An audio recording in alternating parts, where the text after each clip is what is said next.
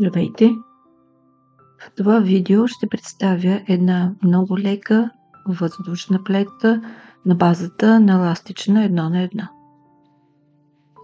Приложението е в тънки като паяжина, романтични половери, шалове и наметки. Обикновено са изпълнени от финна махерна прежда с куки по-дебели от нормалното. Мострата ми е изплетена от много рейхаво от преждата Angora Gold. Куките са номер 6. Схемата е от 2 бримки и 4 реда. Започваме от лицевата страна. Първи ред от лицевата страна. Сваляме крайната бримка и всяка двойки бримки изплитаме лицево заедно за предната стена.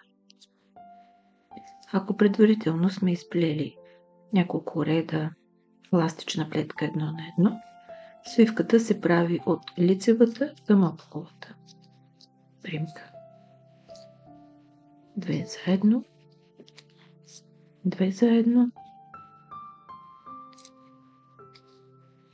Така плетем до края на реда.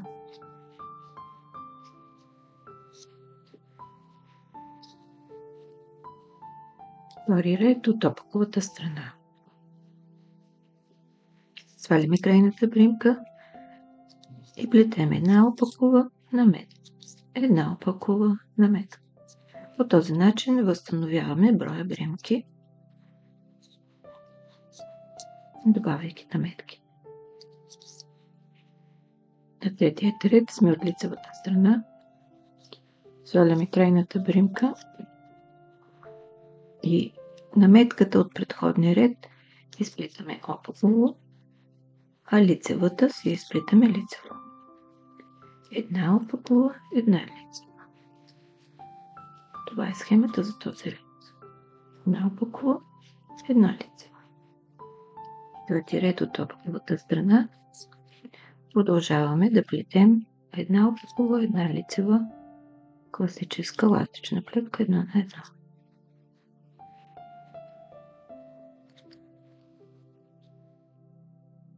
Представих ви една много деликатна плетка с фина текстура, идеален избор за прозрачни въздушни блузи, летни наметки и луксозни шалове. Горещо ви я препоръчвам. Благодаря ви, че бяхме заедно. Ако харесвате това видео, натиснете бутон лайк. Абонирайте се за канала и за известията, за да гледате всички мои видеа.